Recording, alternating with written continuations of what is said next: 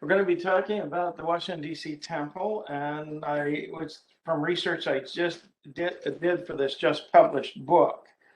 It's familiarly rises above the Beltway there. You've seen it coming around the Beltway that way. But I need to, before I go ahead, do an explanation about temples, why this is different. From the very beginning, God's people have built temples. Moses had the children of Israel carry with them the tabernacle, a large portable temple, as they wandered in the wilderness for 40 years. King Solomon built and dedicated the great temple that was destroyed in 586 BC. Then it was rebuilt and substantially expanded and known as Herod's temple. During his life, Jesus Christ spent a lot of time in the temple at Jerusalem, helping, healing, and teaching. Basically, that's still what happens in Latter-day Saint temples today. The Church of Jesus Christ, and that is the official name, and it has been for almost 2 centuries. We've often been nicknamed Mormons by others after a Book of Mormon, which is a second testament of Jesus Christ. For us, the Bible is first, but the Book of Mormon is an additional testament of his life. It was founded in 1830 with 6 members, now numbers 16.8 million. Because it's so many people, there are thousands of chapels around the world for Sunday services and other activities like full immersion baptism. Below is the Ashburn Stake Center on the Claiborne Parkway, which serves most of the LDS in Loudoun County. Quite a few non-members know about the building because they love to come and play basketball. Ironically, many church buildings, chapels, have in the center, beyond the chapel itself, a basketball court. Many of them also have a baptismal font for full immersion baptisms. There are now more than 170 Latter-day Saint temples. At the time the Washington, D.C. temple was built, there were only 15. Temples serve a different purpose than other church buildings. This is a cutout of the Washington temple that was done, a model. Inside the different rooms, people make promises with God, promises to keep his commandments, promises to be good husbands and wives, promises to share what we have to help take care of each other. Because Latter-day Saints believe families are eternal, temple marriages are performed to last forever, so families can always be together, and that includes our ancestors too. We Latter-day Saints see the temple as central to inspiring hope, finding inner peace, and strengthening connections as followers of Jesus Christ. The D.C. temple site is quite special and unique, beginning with the history of the land it's on, a history that is intimately connected with the founding of this country and its religious freedom. The first folks on it that we know of were the Piscataway Indians. This map here, which included where the temple site was going to be, was done by Captain John Smith. The first European owner of the site was King James, because the whole colony of Virginia. King James was the founder of Jamestown in 1607, and also brought scholars together to produce the King James Bible, which Latter-day Saints still use as scripture, that language. King Charles I, the son of King James, succeeded him upon the latter's death, becoming the second owner of the temple site.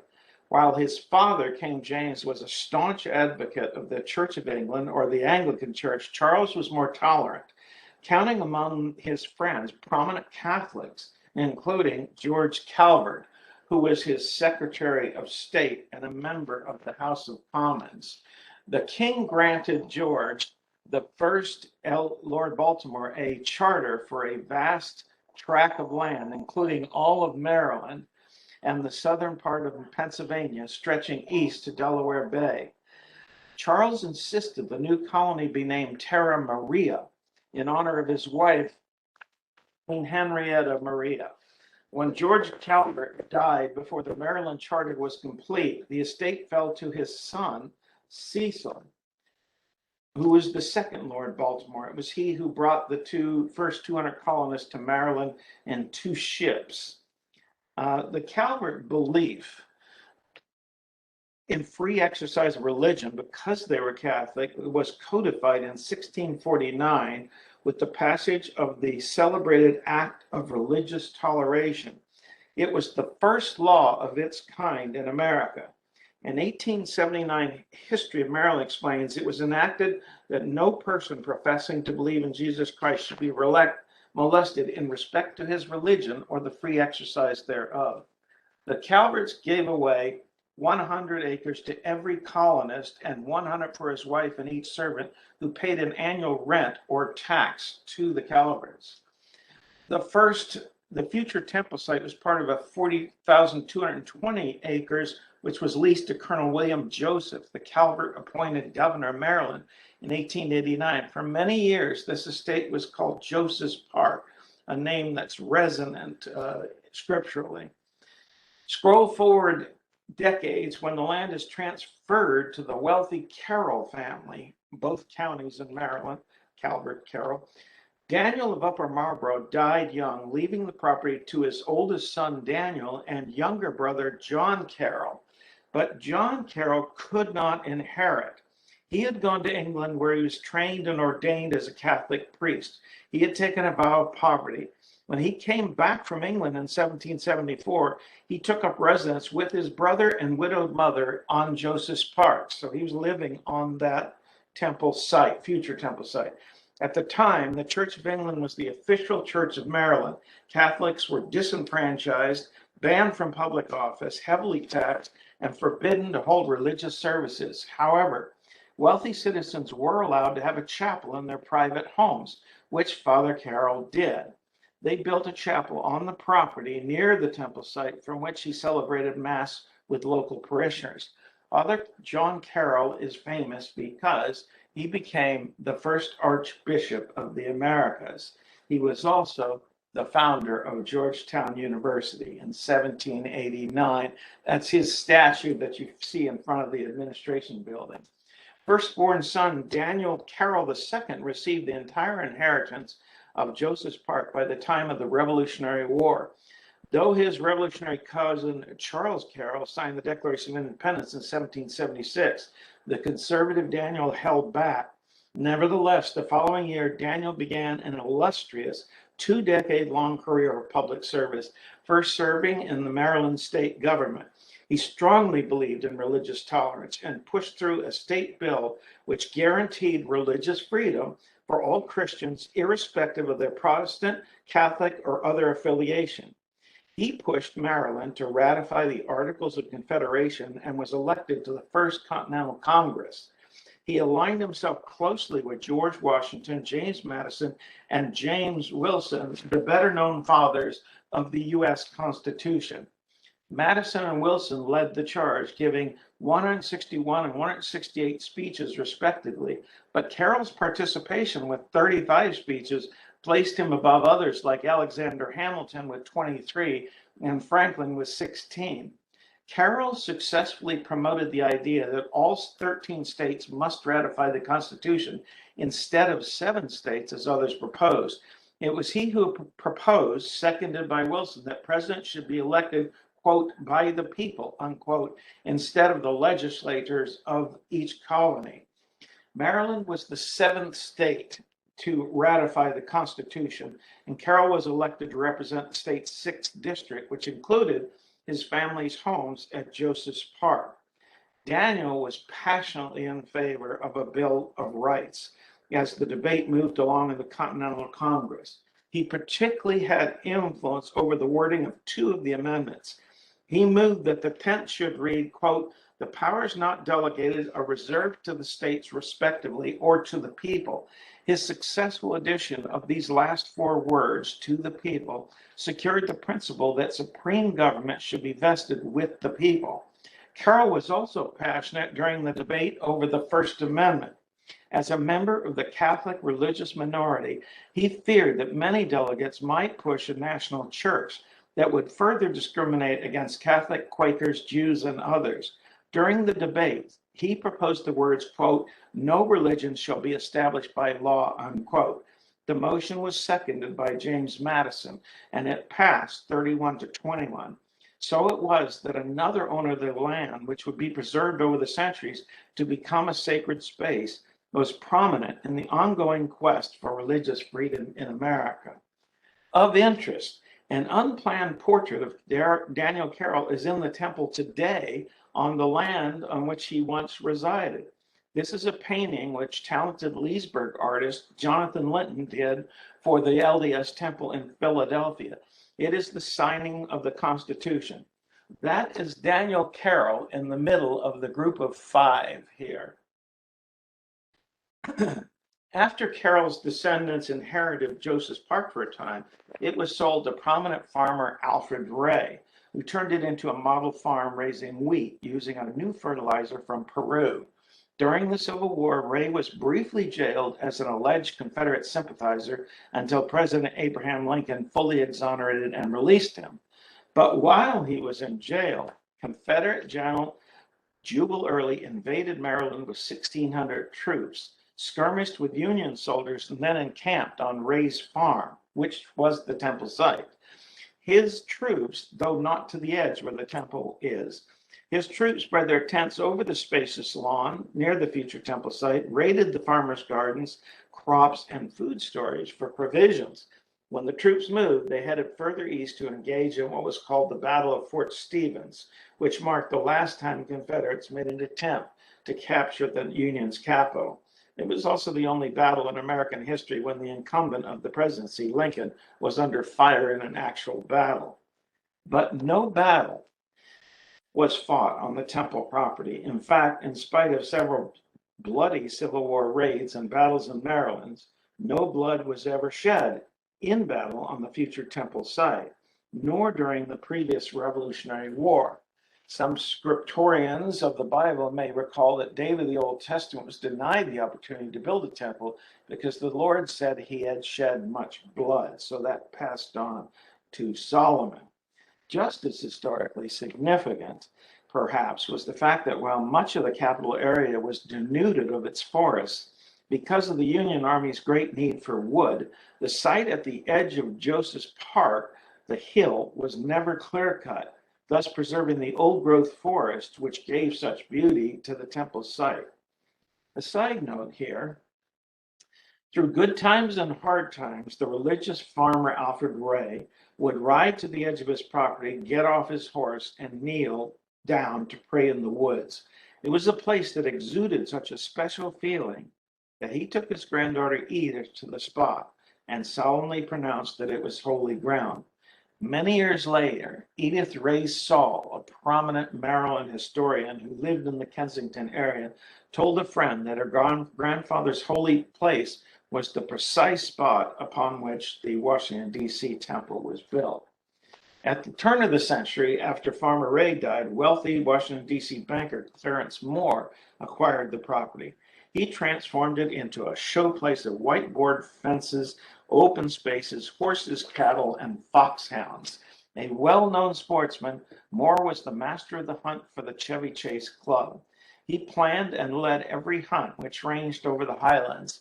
It was Moore who imported from England the wily red fox breed, which can still be spotted on the temple grounds and in Rocks Creek Park.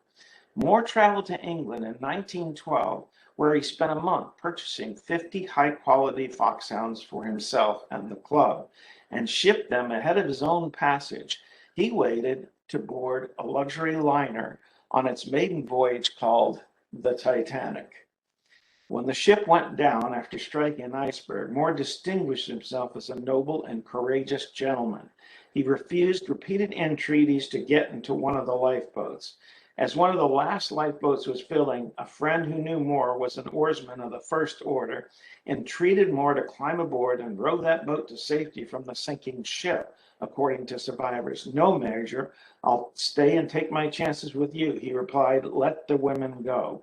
His fate was sealed, and he was last seen jumping into the icy waters after the boilers of the giant ship burst. He became one of the 1,500 passengers and crew who died in the tragedy. As tragic as it was for Moore and others, it was fortunate in terms of saving the property for the future temple. Moore's will decreed that his property could not be sold until his youngest child was of age. For 17 years, the property was preserved until it was sold in 1929 to the Continental Life Insurance Company, which planned an ambitious housing development known as Rock Creek Hills. Because the company began in the first year of the Great Depression, it took them 20 years to develop and sell the homes. It is inexplicable that they never developed the 52 acres of old growth forest at the eastern edge of the Joseph's Park property. Instead, they sold that site in 1950 to Metroland and Growth Investments, a syndicate of three prominent Jewish lawyers who were Stanley Rosenzweig, Morley, Morris Camphor, and the most famous of them, David Bazelon. He was famous as chief judge of the U.S. Court of Appeals in the District of Columbia.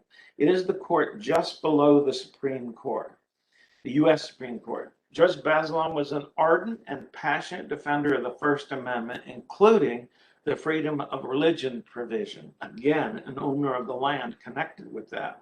He was the son of a Jewish immigrant couple who fled religious persecution in Russia. He was still a victim of discrimination. In fact, neither he nor his two Jewish partners were allowed to buy homes in the adjacent Rock Creek Hills subdivision, whose covenants forbade ownerships to Jews. One fortunate aspect of Judge Bazelon's prominence and power is that, as the story goes, it was the Transportation Department planning the Beltway altered the original plans not to cut through the Joseph's Park Hill he owned, because he was always ruling on Transportation Department cases. This created the bend in the Parkway, on the Beltway, that gives the temple its prominence. John Willard Marriott was a former Ogden, Utah sheep herder in the Ogden area who opened a 9-seat root beer stand in Washington, which had evolved into a major restaurant chain called Hot Shops. He was called as the third Washington, D.C. stake president. Stake is much like a diocese. It's a combination, it's a conglomeration of wards or parishes. Halfway into his 10-year term, President Marriott wrote this first formal appeal in 1954 to the first presidency of the LDS Church, pushing for a temple in the nation's capital. You can see that what he says here is that most of the superhighways come through there. It's a natural way to travel. People come here to sightsee, that of all places on the East Coast, because there was no temple east of Salt Lake, all the way to the East Coast at that time. These were the temples that were operating in 1954. You can see that Mesa, Arizona was done in 27. Then the Great Depression hit, which cramped the church's finances. After World War II, shortly after it, Idaho Falls was finished. And then there was another 9 years as they built funds back up following the war. So they wrote back to him that they couldn't go ahead with the project now. The church as a whole couldn't, because their resources were stretched, considering they already had several temples being built. These were the temples that were being built: Switzerland, Los Angeles, New Zealand, and London. And Los Angeles alone was more than the other three put together. The fourth stake president was Milan Smith. He was a visionary man. He was the head of a family-owned canning business in Oregon, which ultimately became the Mammoth Smith Frozen Foods Company. He was a major businessman. Milan, though, had given up the presidency to come to Washington to work for Agriculture Secretary Ezra Taft Benson when he was called to be the fourth stake president. President Smith tapped prominent attorney Robert Barker to be his first counselor, a man who was, if anything, more passionate about pursuing the dream of a temple in Washington. It was this trio of local men who were most responsible for building the Washington, D.C. temple.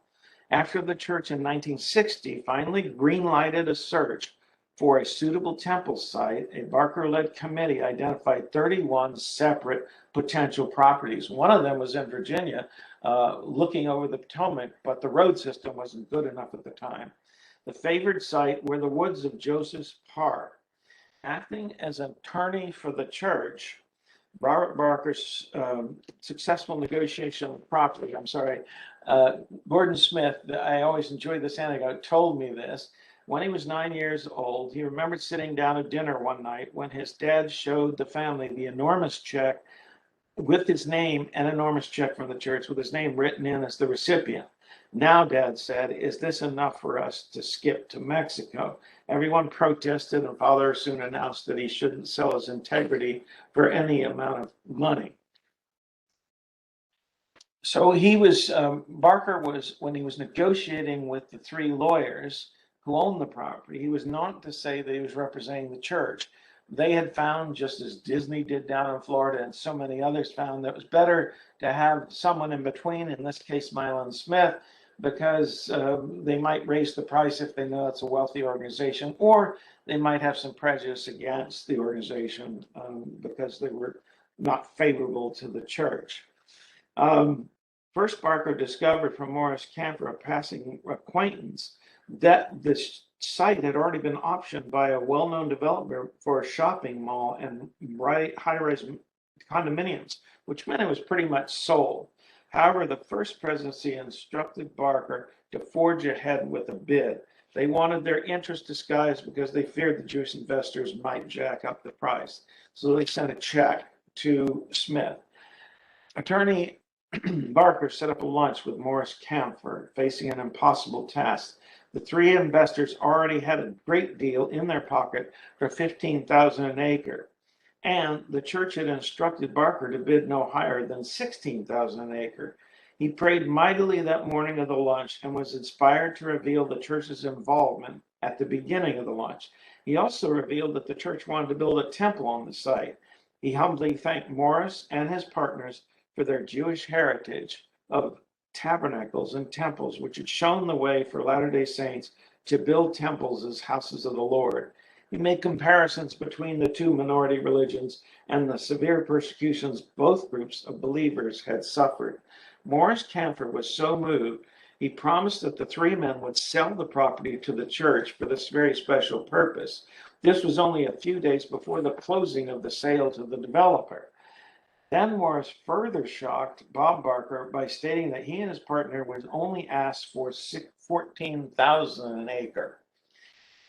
The Jewish investors would be losing $100,000 on the sale. There, Morris smiled. $57,000. Consider that our $57,000 donation for such a worthy cause, building your temple. Camphor, Rosenzweig, and Bazelon were always proud of the sale. It was a matter of the heart. In fact, Camphor would always take friends as the temple was being built and say, "This is my temple."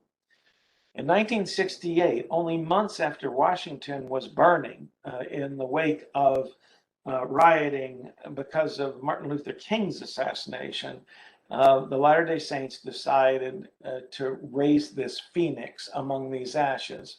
President McKay, the president of the church at the time, announced there would be a D.C. temple, and it would be the gem among temples. It would be a monument to the Lord in a place where there are monuments to men for the most part.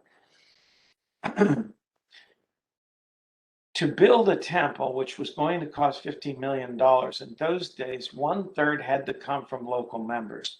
So local members over a period of 2 years had to raise $5 million. And we're talking about the early 1970s, the equivalent of 33 million today. Over 2 years, with a great deal of sacrifice, the goal was achieved. In fact, they raised more. When they decided to find an architect, unlike every other church building that had been built by an LDS architect, they decided to get the best architect in the world, whose name was Edward Durrell Stone. He had built a Radio City Music Hall. He had built the Kennedy Center recently, and he was known for about 1,000 buildings around the world. A very highly noted and regarded architect. So they sat down with him. And he said he was very interested. So he flew down to Kensington, Maryland, to Washington, visited the site, and he was stunned. He said, "This is one of the finest sites for a religious building I have ever seen." In fact, he added he could think of no undeveloped property east of the Mississippi that could compare with this property as a church building site, meaning a populated area. Obviously, there's a lot of beautiful parks and everything in all those states east of the Mississippi, but this where there is a large population. So they decided that after much conversation that it had to be an LDS architect, one or more, who understood the purpose of the rooms inside the temple that they would be designing. Unfortunately, the main church architect, the full-time church architect, Emil Fetzer, was preoccupied with two other temple projects. The Ogden, Utah temple, this had become the design of temples, at least for two of them. It was circular so that more people could do work inside there in 5 or 6 different rooms that had staggered entries to them. In fact, in one day, they could do more, even though the Los Angeles temple is huge, they could do more in the Ogden and Provo, Utah temples in a day than Los Angeles could do because of the new scheme. A carousel scheme is what they called it. This was near Brigham Young University. So they decided that they were going to form a new firm. The church decreed that 4 leading LDS architects would join together. They were heads of their own firms, but they would join together in one firm to build the temple on the side, or it ended up being full-time for most of them. They appointed Fred Markham as the chief architect. He was the most renowned of them at the time. These are the 4 architects in the back here: Fred Markham, Harold Beecher, Henry Fetzer, and Keith Wilcox, and they were the 2 people that were over them. These were 2 of the original designs. You can see that the architects thought, well, if they're doing these carousel, Provo, and Ogden temples, one of them felt, we'll just raise it up, which in the 1960s might have seemed like the Space Needle or something. This was another design that didn't make it. But then it came down to Keith Wilcox. He hadn't turned in his design, and he didn't know what he was going to do, so he called the local developer, who was Latter-day Saint, Sid Folger, head of what became Folger Pratt, if anyone's heard of that company, and many have. Folger flew out to Salt Lake and suggested that he do a temple like the Salt Lake Temple, which was well known. And unlike all the other designs, which were single spires, he said it ought to be 6 spires and monumental. Wilcox liked the idea, was very inspired, began working on his own, and came up with this sketch, which is pretty much the DC temple today.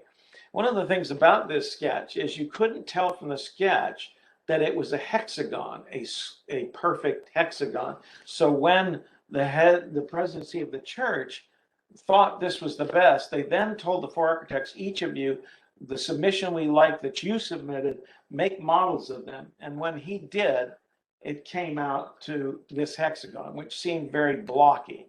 So he was asked, well, where's the design that we like from that perspective?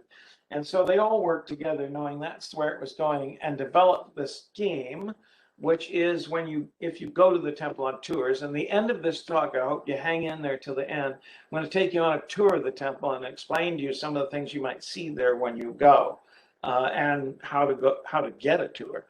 So the temple is an elongated hexagon. That's on the edges there. That's 6 towers, 2 main towers, east and west, an oval in the center, and rooms around it. The total cost was $15 million, which was $92 million in today's dollars. This is a comparison of the Salt Lake Temple, which was done in the 1890s and was fairly Gothic because of that time period. You can see the Washington Temple, 6 spires, but was sleeker and more modern. This is also an idea of the spires.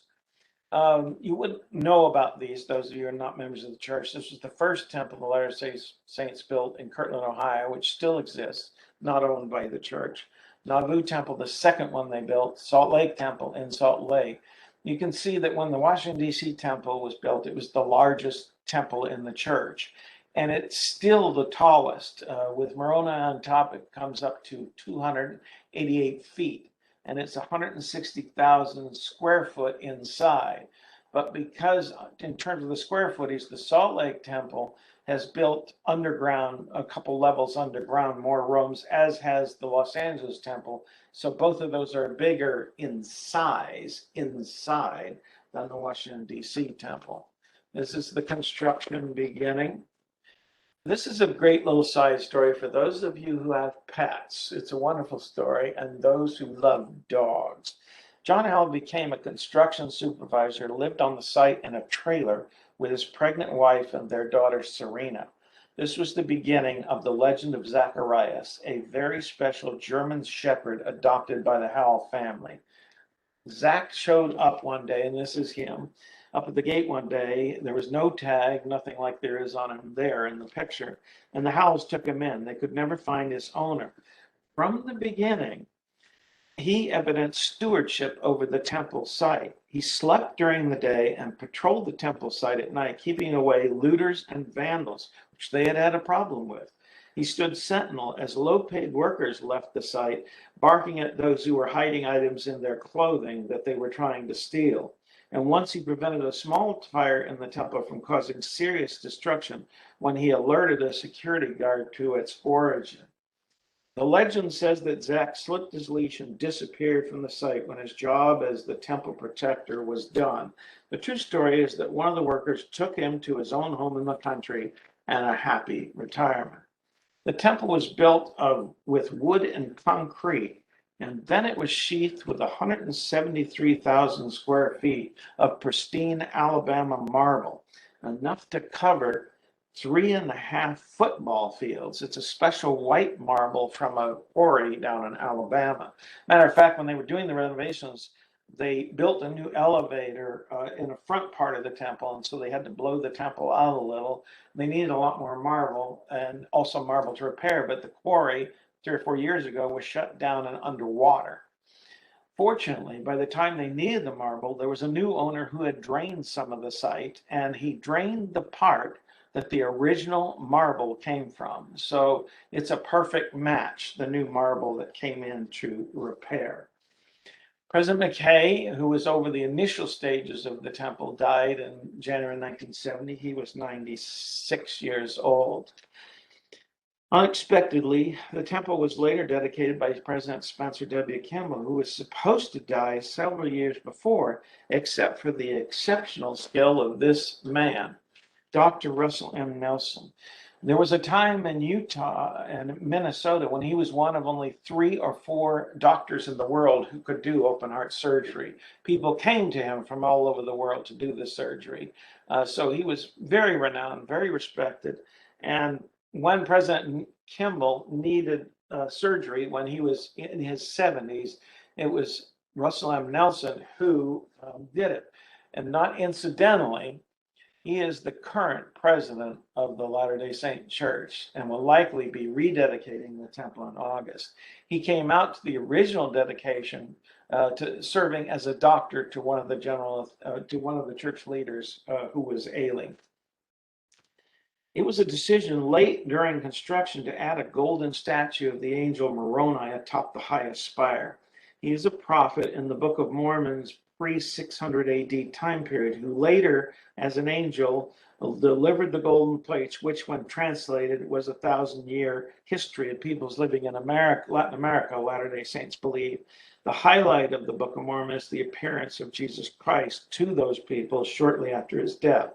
It has become a second testimony for Latter-day Saints of Jesus Christ after the primary testimony of the Bible.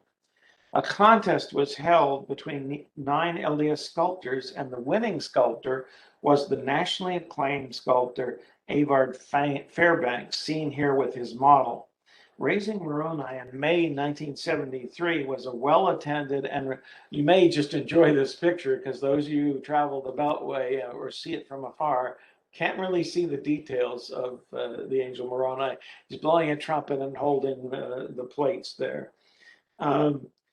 The day before, during a test raising of the 2-ton, 18-foot-high sculpture, the on-site crane buckled. Overnight, a huge new crane, which could handle the load, was rushed to the site.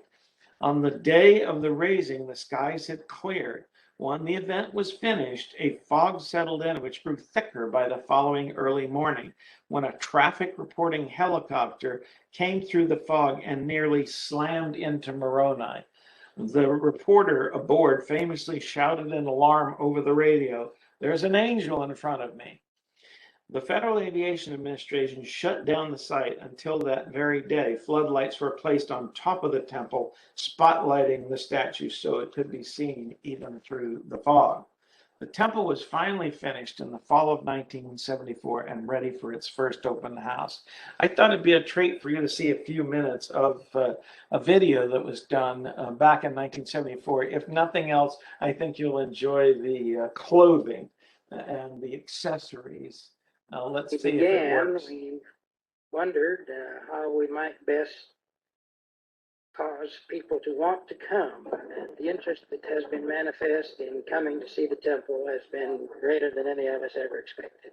Here we are before the opening for the general public, and all of the tickets that we had planned to control traffic here are already gone.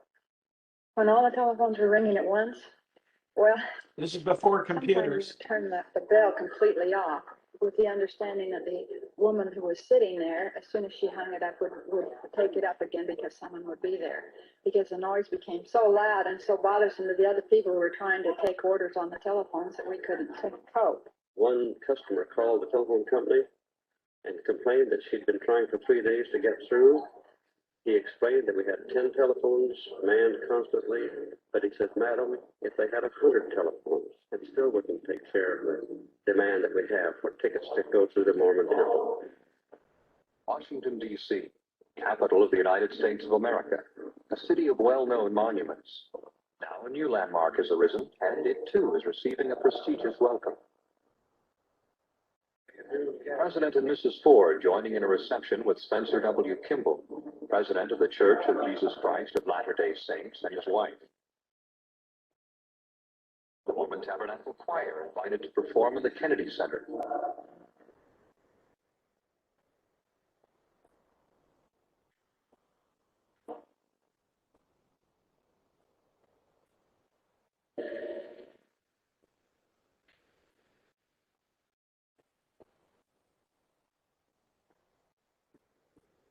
All this to commemorate the completion of a striking new edifice just a few minutes outside of downtown Washington. Taking the Capitol Beltway toward Kensington, Maryland, you come over a rise, and there it is, lifting majestically above the landscape, the Washington Temple of the Church of Jesus Christ of Latter-day Saints for Mormons. 173,000 square feet of white outbuildings. My wife said it was hard for her to hear where she was listening. I'm sorry if you weren't able to hear that as well. It was an extraordinary event. There were 750,000 people who came through, and this was when Washington area only had about 2 million people. They're expecting large numbers currently. That's the portion of the dedicatory prayer. Wilt thou deign to make this temple thy house, and let holy angels visit it to deliver thy messages as the rushing of mighty winds with power and glory. This is a section that I need to be. In my book, I relate a number of spiritual experiences people in the temple have had, and I'm only going to mention a few here. We believe the temple is a gate of heaven, so that spirits of those who have died, other angels that you think of as angels, pre-existent spirits who have not yet come to the earth, not yet been born, that they visit the temple on occasion. And on some occasions, they are seen and or heard. There was one section that was almost filled the capacity of regular patrons, numbering about 75 or 80. Suddenly there occurred an event, this is related by one of the temple presidents, so extraordinarily beautiful, accompanied by feelings so indescribably overwhelming that this man who was relating it to me could hardly control his emotions. According to the story, the walls of the room, both on the right side and left side and in back, just faded away. And what I saw before me was a mighty congregation of some 2,000 persons, robed in white, seated before me and attentively watching the proceeding. They remained so positioned for several minutes and then gradually faded away. When one family was passing by the temple where the parents had been married, their 4-year-old daughter said she had been inside it. Her mother said she couldn't have been. I was there when you and Daddy were married, she said. We were all there, all 4 of us children. Upon a further inquiry, the 4-year-old detailed which family members were there, what they were wearing, and what the room in the temple looked like, one of many testimonial proofs that pre-existent spirits, as well as post-mortal spirits, come to our temples. This baptistry is a place of marvelous miracles and spiritual experiences, like so many parts of the temple. Many of us have felt a confirming spirit of acceptance from certain spirits as we have baptized for him or her. Sometimes the experience can be quite pronounced. One temple president recounted that a 14-year-old boy in a youth baptismal group sought him out. One man on his list was his own deceased grandfather, with whom he had been especially close.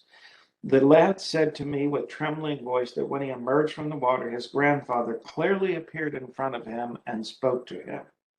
The young man was completely overcome with emotion and joy. I know it was my granddad because he used a little expression that he and I had thought up just between us and that nobody else knows about. Once a sister working in one place in the temple was approached by a man dressed in white seeking directions to a ceiling room like this one, where a certain couple was being married. He explained that he was the groom's uncle, Paul. The worker directed Paul to the proper ceiling room. After the ceiling, this sister happened to see the groom and bride, whom she knew. She mentioned to them that she had met his uncle Paul, who attended their ceiling. The groom turned pale and told the worker that he had been very close to his uncle Paul, but that Paul had passed away a couple of years ago. She described him in detail, and the groom confirmed that it was him. In one case, a woman had adopted a small girl having a physical affliction who tragically had died at the age of 9. During her daughter's life, this affliction had required her to unavoidably tilt her head to one side.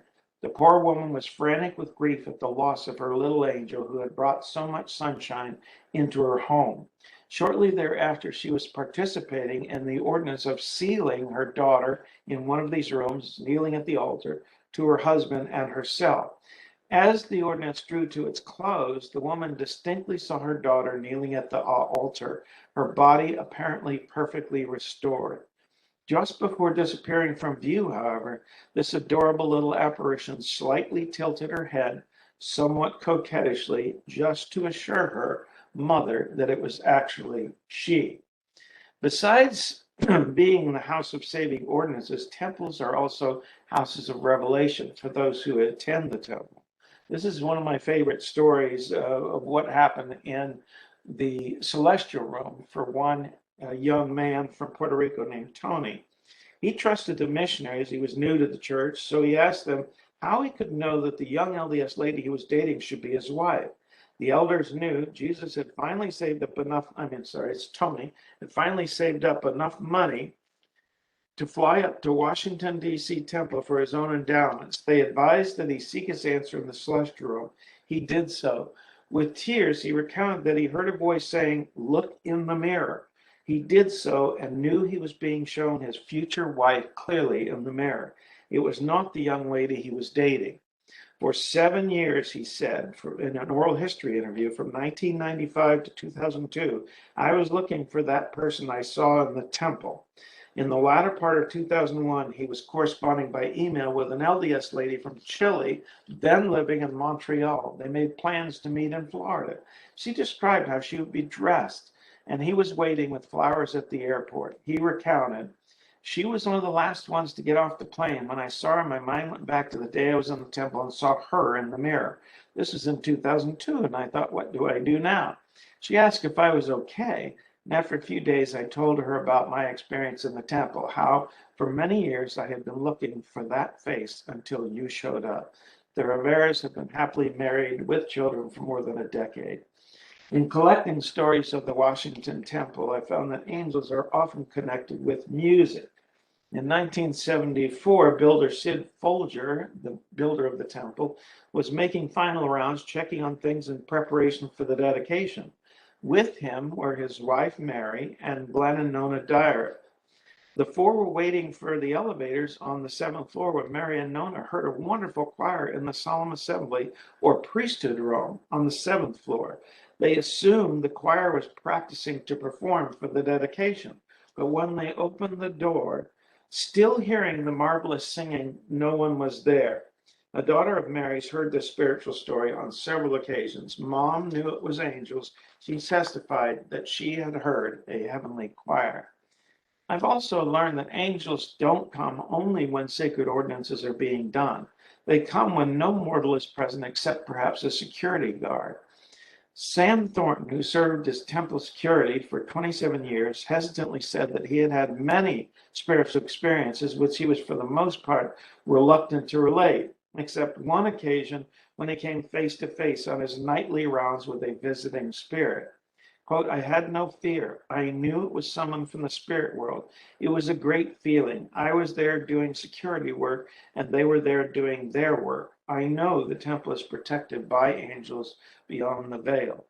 But has the Lord himself come to this house of the Lord? President Campbell related to a small group at the time of the 1974 dedication, our Savior Jesus Christ walked through the temple before it was dedicated and touched every wall. One Latter-day Saint apostle, Bruce R. McConkie, speaking in the Washington D.C. temple at one of the dedication sessions, declared this Washington temple is a house to which the Lord himself will personally come when he has occasion to visit this part of his vineyard. It is a house to which he will send his angels as his purposes may require. It is a house where he will pour out his spirit upon all those who here assemble to worship the Father in spirit and in truth.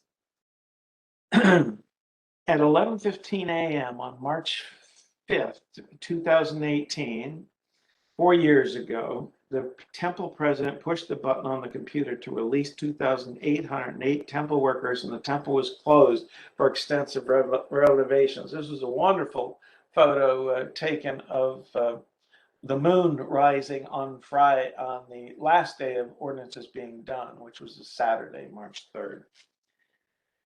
Some of you probably have tickets for the open house. And this is a once in a century, half century open house. It's not going to occur again for at least 40 years, I'm sure, when renovations might be needed again. And some of you are considering going.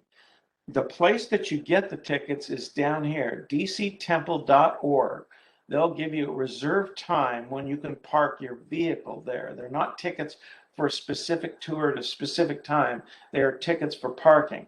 This is an earlier card that was sent out. Now it's been extended to June 11th, the open house. So there's still you still have about a month before the last open house for 50 years happens.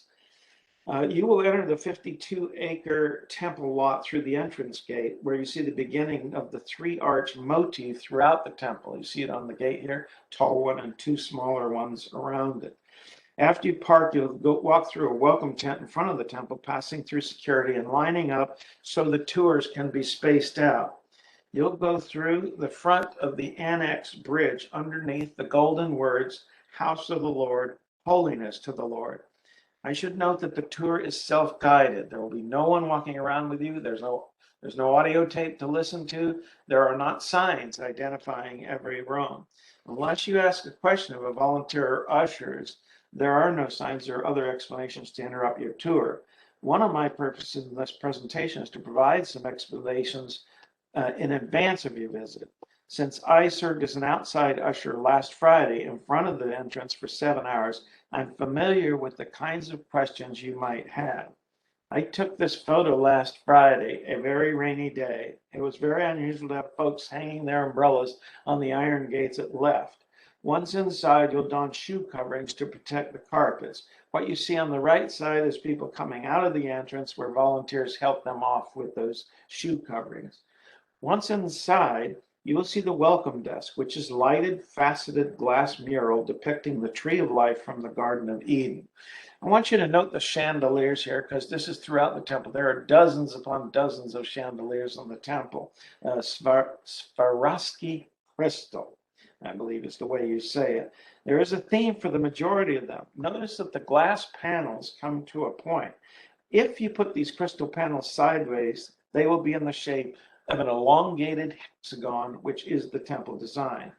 Also note the painting to the left of the African-American woman in temple white. Though you will not have time to see them all, there are an impressive total of 204 paintings on the temple walls, 10 of them originals done especially for the temple. You will walk through this annex bridge to step inside the temple proper. It is coming out of the bustle of the world into a realm of divine peace and beauty. This is a photo of the bridge from the outside, showing how it separates the entrance from the temple.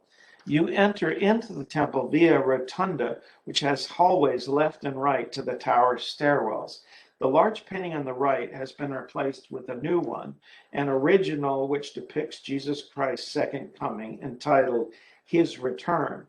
We are one of many eschatological Christian faiths, which means those who believe that the resurrected Savior will return to the earth in glory and be seen by all. In the Old Testament, the prophet Isaiah declares that when he returns, he will be dressed in red to symbolize both his blood being shed in his atonement and having trod the winepress alone.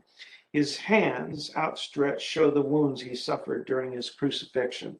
Of note, artist Dan Wilson painted 300 angels to the right or behind Jesus the Christ. You will then proceed down to the baptistry, where baptisms for those who have died are performed by proxy. The mural is new. It depicts John the Baptist baptizing Jesus of Nazareth in the Jordan River. Each one of these 12 oxen, marble oxen, holding up the font, were removed to be cleaned and repaired during the renovation, as was the font itself, shown in this 1974 photo. Note the crystal continuing the elongated hexagon design.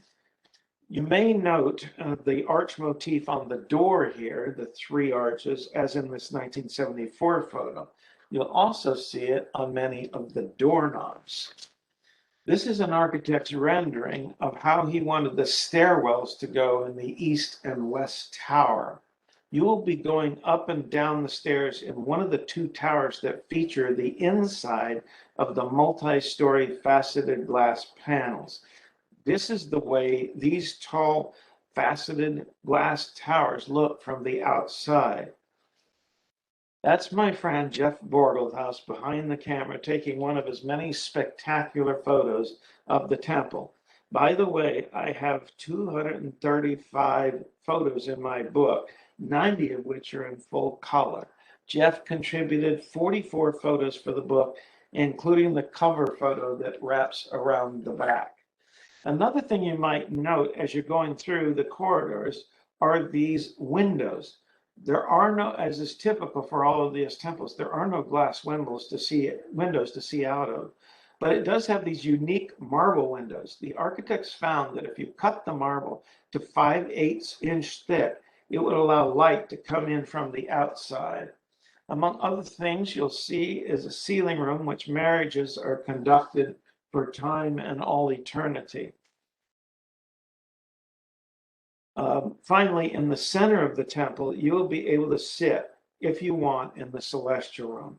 It is a heavenly place in which Latter-day Saints often sit after their service for a deceased person. It's a place to pray, a reverent place. By the way, when I was asked questions about it, the visitors often referred to it as the crystal realm. A final word. This will be my only sermon of sorts, but it will be short, so bear with me. I'll be borrowing from a friend of mine, Tom Griffith, a fellow resident of Loudoun County, recently retired from the federal D.C. appellate court. For me and for him and myself and so many other members, temple work answers the most vexing question that haunts thoughtful Christians. How can we square a concept of a just and merciful God with the Savior's clear teaching that salvation is in him alone when so few of God's children, India, China, etc., will live without even the most cursory knowledge of who Christ is, let alone have a meaningful opportunity to hear his gospel taught with power and authority? When pressed on this issue, the most common answer has been that those who don't accept Christ before death are damned. We don't believe that. The temple represents our Christian effort to sealing together the entire human race. We start with our own family because it is natural to have a desire to unite with those we love. but eventually the sealing work of the temple will unite the entire human race. The adversary, sometimes called the devil or Satan or general evil in the world, works to divide us based on race, nationality, wealth, religion, and the list goes on. I think it is safe to say that whenever we see angry division between peoples, we are witnessing the work of the devil, or penultimate evil, if you will. By contrast, the work of the atonement which Christ underwent not only unites each individual with God, but unites all humankind one to another. That work starts with uniting families, but it doesn't stop there and proceeds to the entire human family. One of the things I love about the temple is the idea that we perform these atonement-centered ordinances on behalf of people who lived in different times and places and under very different circumstances than do we. I think God is trying to get me to look beyond my narrow range of experience and link me to different peoples through the atonement of Christ. Recently, a friend went through the temple for a man who lived in the 18th century and whose surname suggested he was from India. For those 90 minutes, God was trying to get him to think about his kinship as a human being with a man of a different culture and race. If one does that enough, maybe the divisions that plague our human condition will slowly but surely be bridged. As one family recently waited their turn at the baptismal font, they watched while members of a Latter-day Saint branch from the Bronx, New York, performed baptism. It was a stunning scene. Those performing the baptisms, the ordinances, were brown and black, and they were doing work on behalf of people with Asian names from the 19th century. This was witnessing the work of God, transcending barriers of race, culture, nationality, and time to unite people. Well, as the DC radio preacher says, not a sermon, just a thought. If any of you are interested in the book, here is how you can buy it. It was published, I'm grateful to GAM, by GAM, with Matt Grant as the owner, in Sterling, Virginia, in Loudoun County. Yay! And I should tell you, I wrote the whole book in the Ashburn Library. That's why they see me all the time in the Ashburn Library. The last 3 or 4 books I've written, I write at a particular table day in, day out during the writing portion of after I've finished a lot of the research. So I'm grateful, very grateful to the library staff and those who run it. As part of my great gratitude, I've served for many years as on the board of the Friends of the Ashburn Library. I'm currently president. We run a couple book sales every year to raise money for the library. I don't want to see my new book being turned in for sale, though, at least not for a year if you buy it. You can either get it at this website, dalevanad.com. If you do that, I can, and you make a note, I can autograph it for you or write a sentiment to someone that you want to give it to. And we will, if you do separate orders, we will send it wherever you want the books to be sent if it's not you. It's also available. Barnes & Noble has been carrying it, a number of their local stores, and available on Amazon.com. Thank you. And now, if there's any questions, let me see if I can get out of this. Stop sharing, is that right? Let's see, knock that off. And you knock me off of sharing here. Let's see. That's where you have to go up to the top of the screen then and hover kind of at the top. Oh, See. Or you know what, maybe what I can do is just do that. Yeah, there we go. I did it. Yeah, perfect. Well, that was amazing and fascinating. And I want to encourage everybody who's watching to send in your questions to the chat box. If you have any questions, we have time for just a few. That was just amazing. I've never learned so much in the span of an hour, I think, in a long I can't believe the miracle here is that I finished it in less than an hour. You did great. You were perfect. You're right on time. And just learning about all of the fascinating connections that you were able to research from the temple to the foundations of our history, the foundations of our religious freedom, international architecture, passengers on the Titanic, leaders of our judicial system. And then I love the story about the discussion of religious commonalities between the Jewish landowners Yes. and the LDS leaders leading to the land sale. I thought that was really amazing. And as somebody who grew up in Northern Virginia and always, was on the Beltway and made that turn around the temple, I was fascinated to hear the history behind all of that. So I've never, in all my years of reporting, I have never heard before of sellers selling for less than a bid they had from someone else, which would have gone through. But they just Yes. wanted to make that contribution, I guess. That's great. That's a great story to share. How long did it take you to actually research all of this? Probably about a year, I think, maybe a little over. It's actually one of the fastest books I've ever done. Sometimes there were a couple of books that took me 6 or 7 years, but it had to be done by a certain time. And if you read in the book and the acknowledgments, you kind of see the history of how it came about. It would never have been done without COVID. Oh, I had, to my mind, its greatest value. I don't expect the book to make any profit. I did it because I felt strongly about it. But I knew its greatest value was before the open house and dedication. And I couldn't, it was originally supposed to be in the fall of 2020. And when I started researching it in late 2019, I thought, never going to happen. But then when COVID happened, I thought, okay, I guess I got to get this done.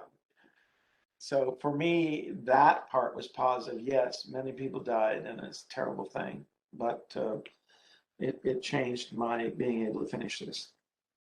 well, that's wonderful. We're certainly grateful to you for all of your contributions to the community and to the Ashburn Library as well. We like that you worked on your book right there in the library. That's wonderful. Yep. So someone is asking a question. They're saying, after the dedication of the building, will we still be able to visit the grounds? Yes. When you say the grounds, once, actually after June 15th, and they've extended the open house to June 11th, even before the dedication and after, there's a great visitor center there. So you can go to the visitor center, see movies and stuff, and then walk the grounds however you want. They're really quite beautiful. And some of you know, it's become a tradition for the last 40 years. They have an enormous festival of lights at Christmas time. Where they have like 300,000 tiny lights on the trees. I didn't show you any of those pictures, but they're in the book and they just pop because they're so beautiful. They didn't do it last year because of COVID, but they will be doing it this year for sure. That'll be great. I've heard about it. I've never seen it. One question I had is, for people who maybe have limited mobility, or maybe they just aren't able to get a ticket, are there any current videos of the interior of the temple that people could watch online? Or yes, you can see stuff. If you're in wheelchairs, they have all kinds of access for handicap. There are elevators. Okay. And we make special allowances for those coming in wheelchairs. So you don't have to go up and down any stairs, and everything is accessible that they're going to show you. They have to show you representative rooms because you can't go through all 80 rooms. But dctemple.org, if you write that down, it's not just a place to get tickets. It is a place, there are videos on there. There are pictures of the interior. But no, there's no virtual tour of it. The closest you can come is the cutout model at the visitor center. I showed you a picture of it where you can kind of see what's inside. But it's, it's one thing to see pictures in a video, but it's a whole other thing to actually be there, especially with a lot of other people who are being very quiet and reverent, no matter where they're coming from in life. It was a wonderful thing. My wife was inside for the 7 hours last Friday and really enjoyed all the people came through with some very interesting questions. It's great. I think it's a great opportunity. And it did make me wonder, I know that traditionally when the temple has just been open for regular operations, members of the public generally are not allowed inside. So do you know why they made the decision, even though, why they made the decision to let people in now? I understand it's been under renovation and things like that, but they could have just as easily made the renovation and not allowed people inside. Why did they make the decision to do that? I would say in part because, in effect, when they closed it for renovations, it was essentially decommissioned. We don't usually use that word.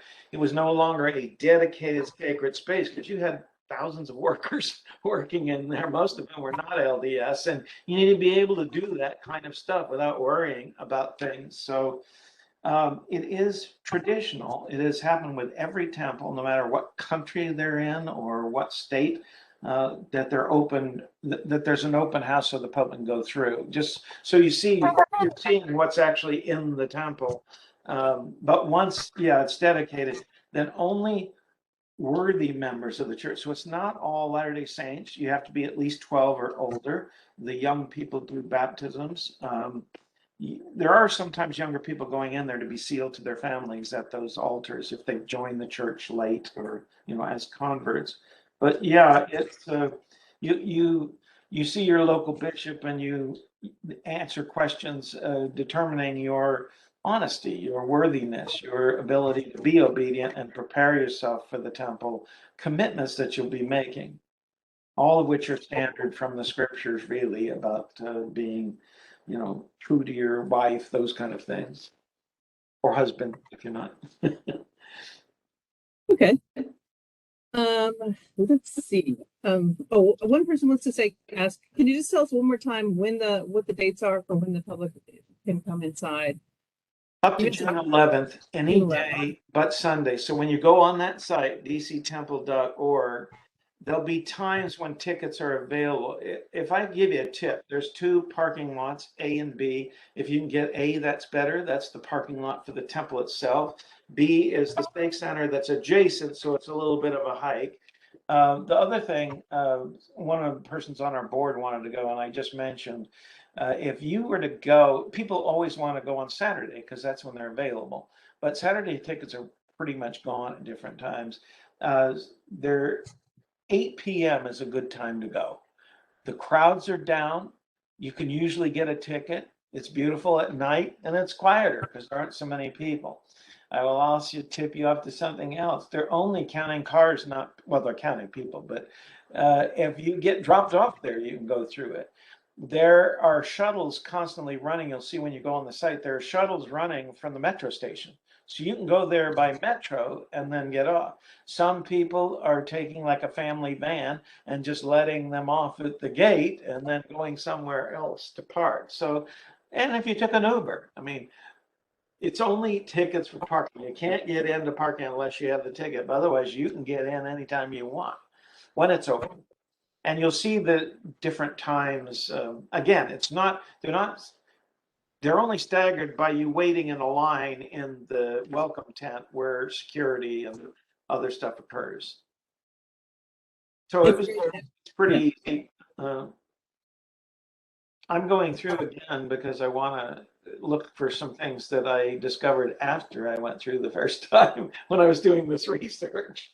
I didn't know Daniel Carroll was in there. I didn't know that painting was there, nor did the artist, by the way, realize he had spent a lot of time painting Carroll, but he was doing 14 others or 20 others from the signing of the Constitution. So I really want to see that and kind of tip my hat to him. And that was interesting too, that the artist was from Leesburg. Yes, he's a great. You managed to draw all kinds of great connections in your book. That's fantastic. He actually has an original in there, I think.